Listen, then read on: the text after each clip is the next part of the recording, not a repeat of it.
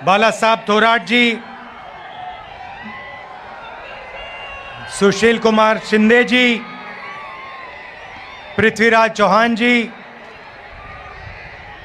नरसैया आदम जी, प्रकाश यलगुलवार जी, महेश खोटे जी, उत्तम प्रकाश जी, सिद्धराम मैत्रे जी,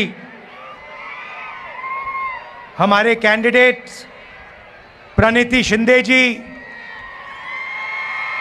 और मोहिते पाटिल जी, इंडिया अलायंस के स्टेज पे वरिष्ठ नेता, कांग्रेस के बब्बर शेर, प्यारे कार्यकर्ता, इंडिया अलायंस के कार्यकर्ता, भाइयों और बहनों, आप सबका यहाँ बहुत बहुत स्वागत।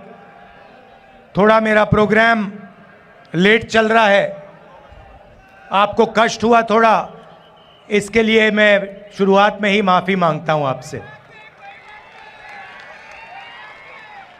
मगर आज मैं आपको मज़े की बात बताने आया हूं।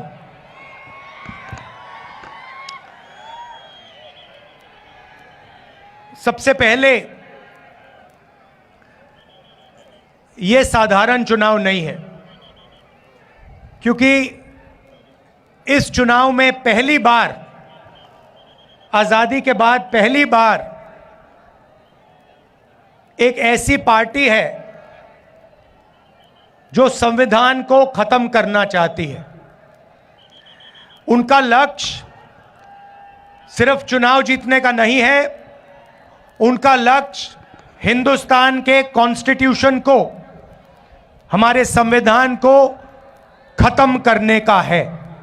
और हमारा लक्ष्य, कांग्रेस पार्टी का लक्ष्य, इंडिया अलायंस का लक्ष्य संविधान को बचाने का है और लोकतंत्र को बचाने का है।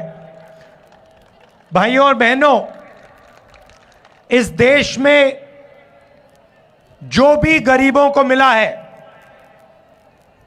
जो भी प्रगति हुई है, पिछड़ों को, दलितों को, आदिवासियों को, जो भी गरीब लोगों को मिला है, वो संविधान के कारण मिला है। उसका वही कारण है। अगर ये लोग संविधान को खत्म कर देंगे तो हिंदुस्तान में गरीबों के लिए, किसानों के लिए, मजदूरों के लिए कुछ नहीं बचेगा।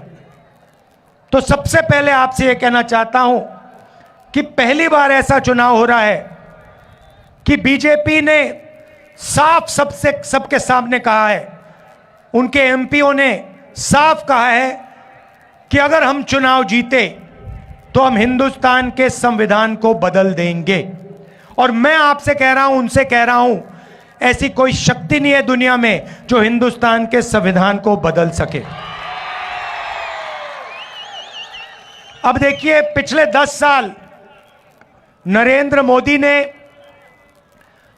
22 लोगों को, सिर्फ 22-25 लोगों को लाखों करोड़ रुपए दिए हैं।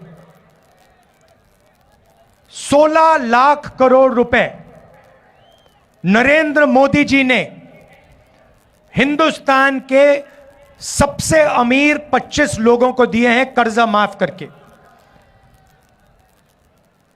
16 लाख करोड़ रुपए कितने होते, मैं आपको बता देता हूं। जितना पैसा मनरेगा को 24 साल चलाने के लिए लगता है, या जैसे हमने कर्जा माफ किया था किसानों का यूपीए ने, तो अगर आप वैसे अगर 24 बार कर्जा माफ करो किसानों का, उतना पैसा नरेंद्र मोदी ने 22-25 लोगों को दिया है। आप सोच ही नहीं सकते, 24 साल का मनरेगा का पैसा 22 लोगों को। भाइयों और बहनों, हालत यह हो गई है कि जितना पैसा 22 लोगों के पास है, उतना ही पैसा 70 करोड़ हिंदुस्तानियों के पास है। एक तरफ नरेंद्र मोदी के 22 मित्र और दूसरे तरफ 70 करोड़ हिंदुस्तानी, दोनों के पास एक ही जितना धन है। दूसरा आंकड़ा देता हूं, हिंदुस्तान के 1% लोगों के पास, 1% लोगों के पास हिंदुस्तान का 40% धन है। यह हालत है, इसीलिए इतनी बेरोजगारी फैल रही है। उन्होंने नोटबंदी की, आपसे कहा काला धन मिटा दूंगा, और पूरा का पूरा फायदा उन्हीं 22-25 लोगों का हुआ। उसके बाद जीएसटी, गलत जीएसटी लागू की, 5 अलग अलग टैक्स, किसानों पर टैक्स लगा दिया। पता नहीं आपको मालूम या नहीं, जितनी जीएसटी आप देते हो उतनी ही जीएसटी अदानी देता है। आप जानते हो इस बात को? नहीं जानते? आप सिर हिला रहे हो। वो आपने जो शर्ट खरीदी, वो कितने की खरीदी आपने? 200। अगर अदानी वही शर्ट खरीदता तो जितनी जीएसटी आपने अपने जेब से दी उतनी ही जीएसटी वो देता। आपकी आमदनी हजारों में है, उसकी आमदनी हजारों करोड़ों में है, और जितनी जीएसटी आप देते हो उतनी जीएसटी वो देता है। अब सवाल उठता है, जीएसटी का जो आपका धन है, जो आपके जेब में से निकल रहा है, उसका होगा क्या? कहां जाएगा वो धन? नरेंद्र मोदी जी ने साफ कर दिया कि उनके 10 सालों में वो पूरा का पूरा पैसा 20-25 लोगों के हाथ में उन्होंने दे दिया। उन्होंने अरबपति बनाए हैं, 30-40 उन्होंने अरबपति बनाए हैं। अब मैं आपको बताता हूं कांग्रेस क्या करने जा रही है। उन्होंने 20-25 अरबपति बनाए, हम करोड़ों लाखपति बनाने जा रहे हैं। अब आप कहोगे कैसे? मैं आपको यह बताने आया हूं कि कांग्रेस पार्टी, इंडिया गठबंधन चुनाव के बाद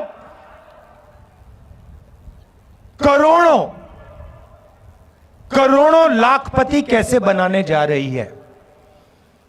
आप जानते हो कि हिंदुस्तान में महिला भविष्य की देखभाल करती है।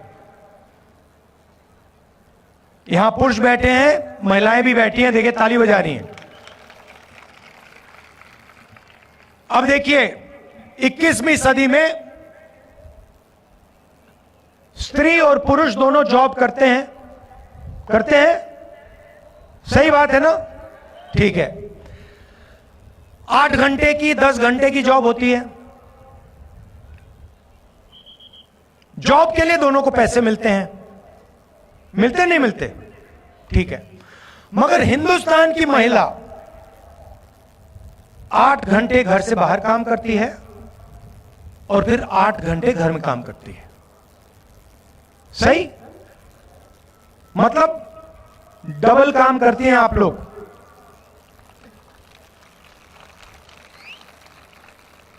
देखो महिलाएं ताली बजा रही है, पुरुष ताली नहीं बजा रहे। मगर सवाल यह है कि जो आप घर में काम करती हैं, भोजन पकाती हैं, बच्चों की देखभाल करती हैं, उसके लिए आपको कोई पैसा नहीं मिलता, कोई कॉम्पेंसेशन नहीं मिलती। कभी मिली है आपको? नहीं मिली ना? वो तो आप काम फ्री में करती हैं। तो इसीलिए कांग्रेस पार्टी महालक्ष्मी योजना ला रही है। अब महालक्ष्मी योजना क्या है मैं आपको बता देता हूं। हिंदुस्तान के सारे गरीब परिवारों की लिस्ट बनेगी, हर जात के, दलित, ओबीसी, गरीब, जनरल कास्ट लिस्ट बनेगी और उस लिस्ट में से हर परिवार से एक महिला चुनी जाएगी। उसमें बीडी वर्कर्स होंगी, उसमें किसान के परिवार होंगे, उसमें मजदूरों के परिवार होंगे, छोटे कारीगर होंगे और उन महिलाओं को, करोड़ों महिलाओं को कांग्रेस पार्टी साल के 1 लाख रुपए बैंक अकाउंट में डाल देगी।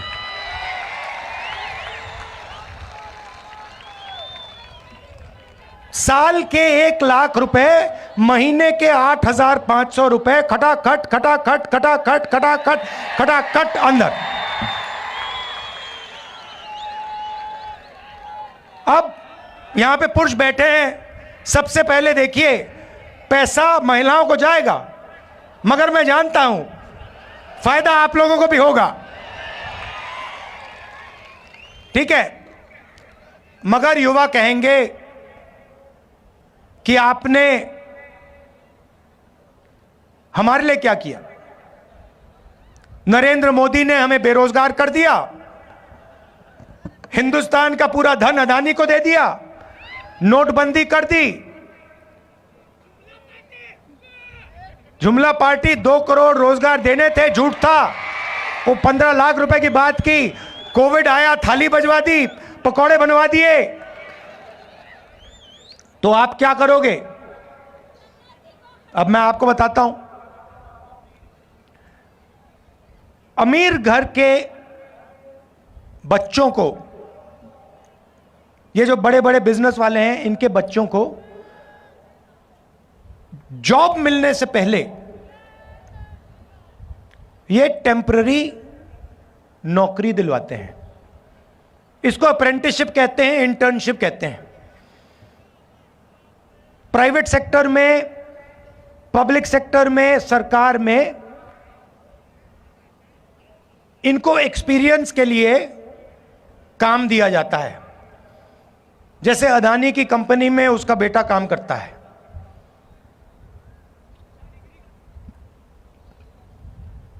मगर यह सुविधा हिंदुस्तान के बेरोजगार युवाओं को नहीं मिलती।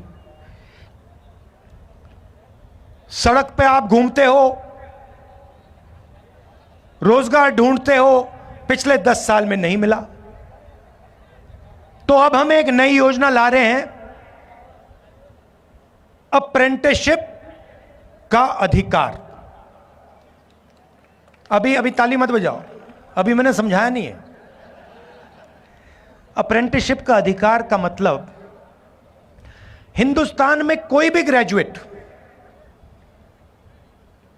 Diploma holder, university graduate, college graduate, इनमें से कोई भी सरकार से यह अधिकार मांग पाएगा। और जिस दिन उसने यह अधिकार मांगा, उस दिन सरकार को उसे पहली साल की नौकरी पक्की करके, गारंटी करके देनी पड़ेगी। जैसे मनरेगा में जॉब मांगा जा सकता है, काम मांगा जा सकता है, मगर मना नहीं किया जा सकता, वैसे ही हिंदुस्तान के ग्रेजुएट्स को पहली साल की नौकरी पक्की। अब पहली साल की नौकरी में क्या होगा और कहां होगी नौकरी? पब्लिक सेक्टर यूनिट्स में, HAL, BHEL, Indian oil, Hindustan petroleum, private कंपनियों में, सरकारी ऑफिसेज में, सरकारी अस्पतालों में ये नौकरियां दी जाएंगी। करोड़ों युवाओं की ट्रेनिंग होगी 1 साल की, और उस साल के लिए 1 लाख रुपए युवा के बैंक अकाउंट में जाएगा। 8,500 रुपए महीने के, 1 लाख रुपए साल के, हर ग्रेजुएट के बैंक अकाउंट में कांग्रेस पार्टी डालने जा रही है। तो इस प्रकार से हम करोड़ों लाखपति बनाने जा रहे हैं। अब यहां किसान बैठे हैं, इन दोनों योजना का आपका फायदा होगा, मगर हम वहां नहीं रुके। आपने नरेंद्र मोदी से दो चीजें मांगी, कर्जा माफी और कानूनी मिनिमम सपोर्ट प्राइस। हर किसान जानता है कि जब उसे अपनी फसल बेचनी पड़ती है तो जादू से फसल का दाम गिर जाता है, जादू से फसल दाम गिर जाता है और किसान को कभी भी सही दाम नहीं मिलता। बाकी लोग अपना प्रोडक्ट बेचें, उनको सही दाम मिलता है। कोई टूथपेस्ट बेचता है, कोई जूस बेचता है, कोई कुछ और बेचता है, चिप्स का पैकेट बेचता है, उसको सही दाम मिलता है। मगर जो इस देश की रीढ़ की हड्डी है, जो 24 घंटा खून पसीना देता है, उसे सही दाम नहीं मिलता। तो हमने दो काम किसानों के किए हैं, करने जा रहे हैं। पहला काम, हिंदुस्तान के किसानों का हम कर्जा माफ करेंगे। ये अभी आप ताली जल्दी बजा गए, ये कर्जा माफी ये शुरुआत है, मगर हम सिर्फ कर्जा माफी नहीं करेंगे। हम किसानों के लिए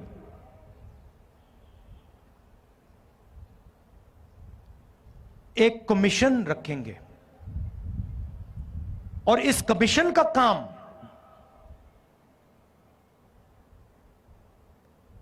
जब भी किसानों को कर्जा माफी की जरूरत होगी,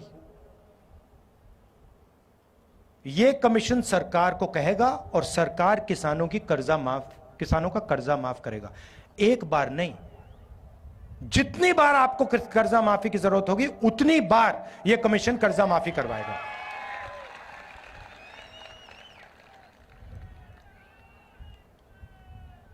और पहली बार हिंदुस्तान की हिस्ट्री में कांग्रेस पार्टी ने निर्णय लिया है कि कानूनी मिनिमम सपोर्ट प्राइस हिंदुस्तान के किसानों को दी जाएगी। भाइयों और बहनों, न्याय होना चाहिए।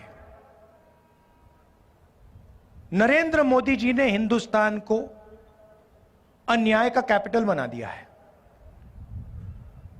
हर गरीब जानता है कि जितना अन्याय आज हिंदुस्तान में हो रहा है उतना शायद पहले कभी नहीं हुआ, अंग्रेजों के समय भी नहीं हुआ।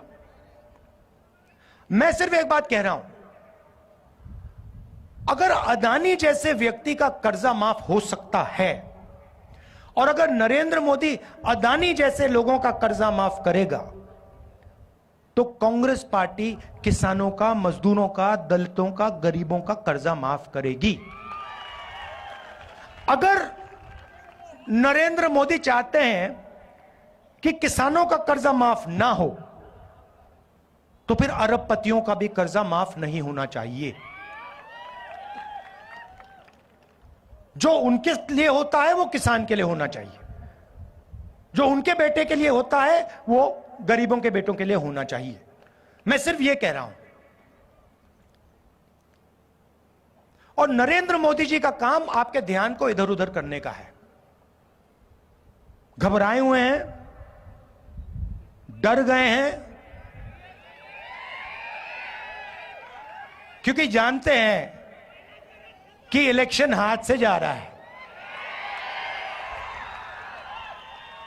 और इलेक्टोरल बॉन्ड्स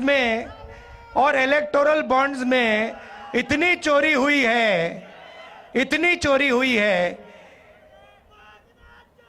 कि इलेक्शन के बाद उनकी मुश्किल हो जाएगी, तो घबराहट में है, तो एक के बाद एक, एक के बाद एक, एक के बाद एक झूठ बोल रहे हैं।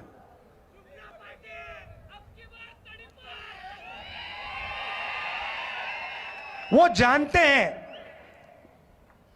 कि हिंदुस्तान की जनता बात समझ गई है। वो जानते हैं कि हिंदुस्तान की जनता इस चुनाव में संविधान की रक्षा करने के लिए खड़ी हो गई है। और वो जानते हैं कि हिंदुस्तान की जनता समझ गई है कि नरेंद्र मोदी जी अरबपतियों के नेता हैं, गरीबों के नहीं। अब आखिरी बात आपको कहना चाहता हूं, ये आपने मीडिया के मित्र देखे, ये देखे आपने, ये देखो काले चश्मे पहने स्माइल कर रहे हैं।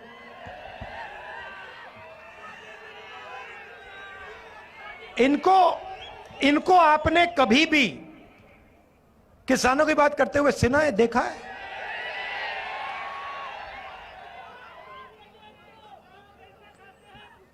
कोई मतलब मजदूर मर जाए, भूखा मर जाए, कभी आपने टीवी पे देखा? कभी आपने इनके एंकरों को बेरोजगारी के बारे में बोलते हुए देखा? महंगाई के बारे में, किसानों के बारे में? ना। क्योंकि ये अच्छा, इनकी गलती नहीं है जो बेचारे यहां खड़े हैं, इनकी गलती नहीं है क्योंकि इनका कंट्रोलर ऊपर है। ये बेचारे सैलरी लेते हैं, इनको भी मतलब घर चलाना है, तो इनकी गलती नहीं है। हाँ,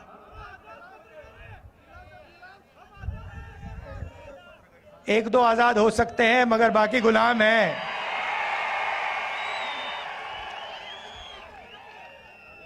आजकल के हिंदुस्तान में पता नहीं लगता कौन सा मीडिया वाला आजाद है, कौन सा गुलाम है। तो ये आपकी बात तो कभी करते नहीं है। तो मैंने एक बात चेक की, मैंने कहा देखो देखते हैं, तो ये जो मीडिया कंपनीज है ना, इनके मालिकों की मैंने लिस्ट निकाली। मैंने कहा मैं देखता हूं ये हैं कौन लोग। उनकी लिस्ट निकाली और इनके जो एंकर्स हैं, बड़े बड़े एंकर्स हैं, नाम आप जानते हो, उनकी लिस्ट निकाली और आप हैरान हो जाओगे। लिस्ट में एक दलित नहीं था, एक आदिवासी नहीं था, एक ओबीसी नहीं था, एक गरीब जनरल कास्ट का नहीं था। ये आपके हैं ही नहीं। 90% हिंदुस्तान का तो एक भी आदमी नहीं है इनमें।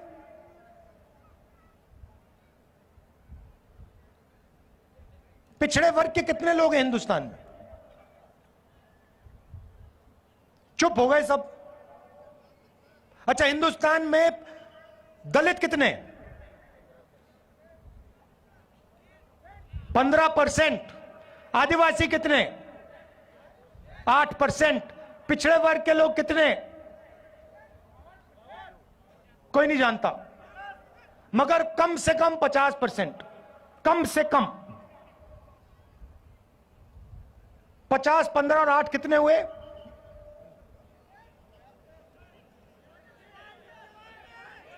73।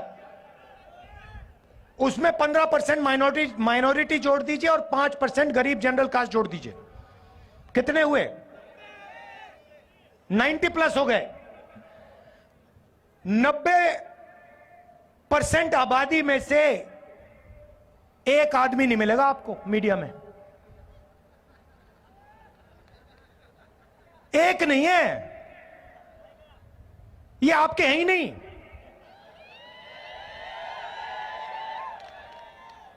ये अदानी के हैं, ये मोदी के हैं, ये अंबानी के हैं, ये आपकी बात थोड़ी करेंगे। अच्छा ठीक है, मीडिया छोड़ो, हिंदुस्तान की सबसे बड़ी 200 कंपनी की लिस्ट निकाली मैंने, उसमें बता दो, उस लिस्ट में, उनके मालिकों की लिस्ट में मुझे बता दो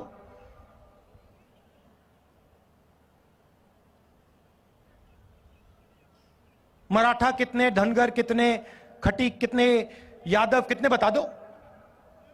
जीरो, जीरो।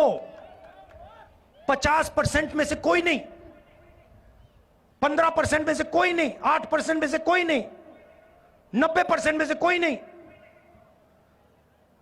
सारे के सारे सीनियर मैनेजमेंट में कोई नहीं। अच्छा पता नहीं, शायद हिंदुस्तान के 90% लोग क्या, नहीं हमें मीडिया नहीं चाहिए, हमें हिंदुस्तान का कॉर्पोरेट इंडिया में भी भागीदारी नहीं चाहिए।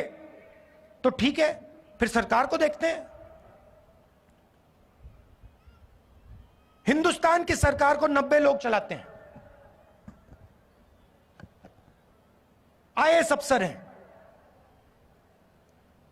बजट को वो बांटते हैं,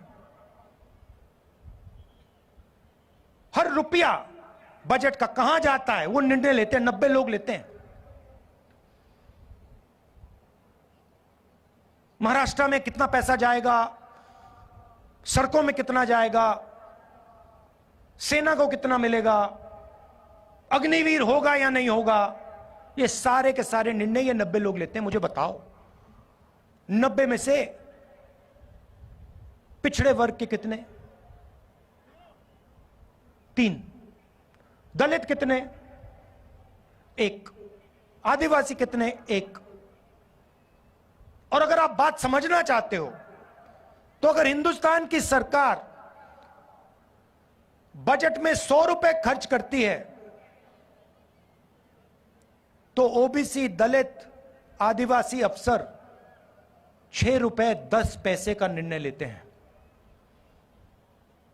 आपकी आबादी 90%, आपकी भागीदारी 100 में से 6 रुपए 10 पैसा। और फिर नरेंद्र मोदी 24 घंटे घूमता रहता है, कहता है कि मैं ओबीसी हूं। और मैंने जाति जनगणना की जैसे बात छेड़ी, ये इसको बैठाया गया है। जैसे ही मैंने कहा कि देश में जाति जनगणना होना चाहिए, देश का एक्सरे होना चाहिए, दूध का दूध, पानी का पानी होना चाहिए, नरेंद्र मोदी कहते हैं हिंदुस्तान में तो कोई जात है ही नहीं, 2 ही जात हैं, एक अमीर है और एक गरीब है। अच्छा अगर 2 ही जात हैं तो भैया आप कहां के ओबीसी बन गए? तो जैसे ही हमारी सरकार बनेगी, जाति जनगणना हम पूरे देश में करवा देंगे। और इकोनॉमिक सर्वे और संस्थाओं का सर्वे, मतलब किसके पास कितना धन है, पिछड़ों के पास कितना धन है, पिछड़ों की क्या भागीदारी है, हर वर्ग की आबादी कितनी है, भागीदारी कितनी है, मीडिया में कितने हैं, कॉर्पोरेट इंडिया में कितने हैं, प्राइवेट अस्पताल के मालिकों में कितने हैं, यह काम हम करेंगे।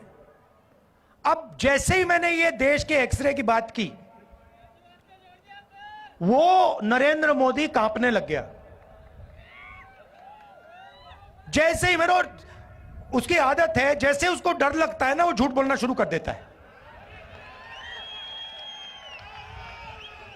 जैसे ही उसको डर लगता है वो कभी पाकिस्तान की बात करेगा, कभी चाइना की बात करेगा। तो एक के बाद एक झूठ बोल रहा है, मगर इस बार नहीं निकल पाएगा।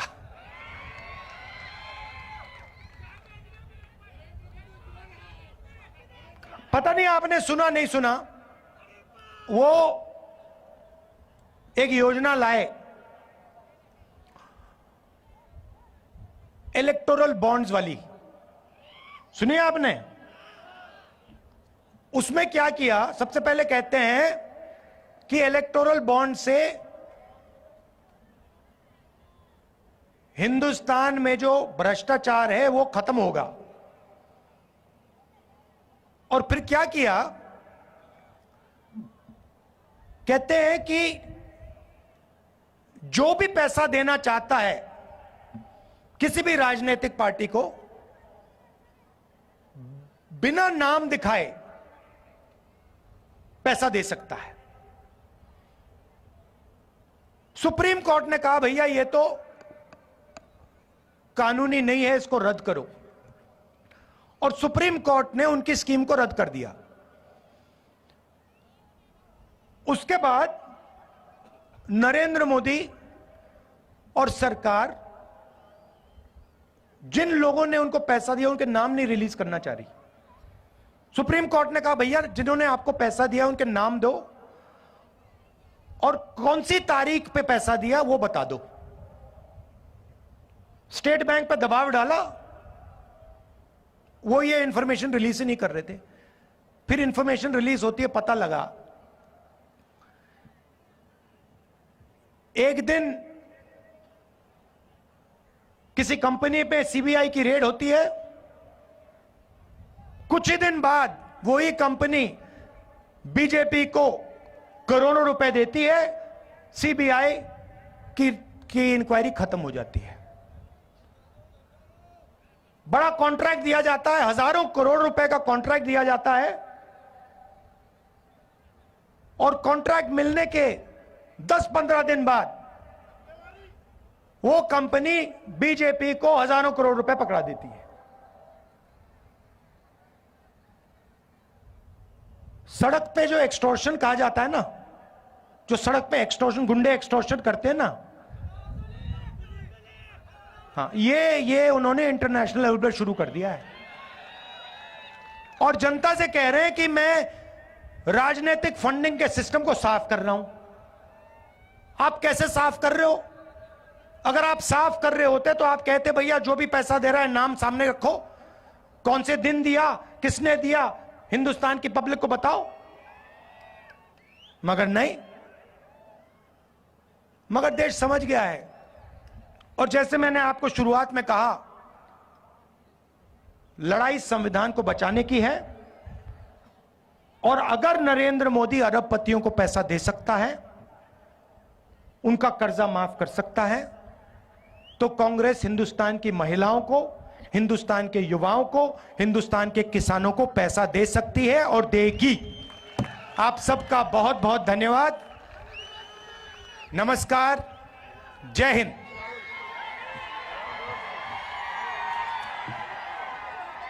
धन्यवाद राहुलजी। यानंतर माननीय राहुल गायकवाड यांचं या ठिकाणी काँग्रेस पक्षामध्ये प्रवेश होतोय। मी काँग्रेस पक्षाचे नेते माननीय राहुलजी गांधी आणि माननीय नानाभाऊ पटोले यांच्या शुभ हस्ते या ठिकाणी सत्कार संपन्न होतोय। सर्व नेते मंडळी आणि आपले दोन्ही उमेदवार माननीय आमदार प्रणितीताई शिंदे आणि धैर्यशील दादा मोहिते पाटील हे दोघेही अभिवादन करतील। मी चेतन भाऊ नरोटे यांना विनंती करतो की त्यांनी आभार प्रदर्शन करावं। आपण इथं सर्वजण आलात त्याबद्दल सगळ्यात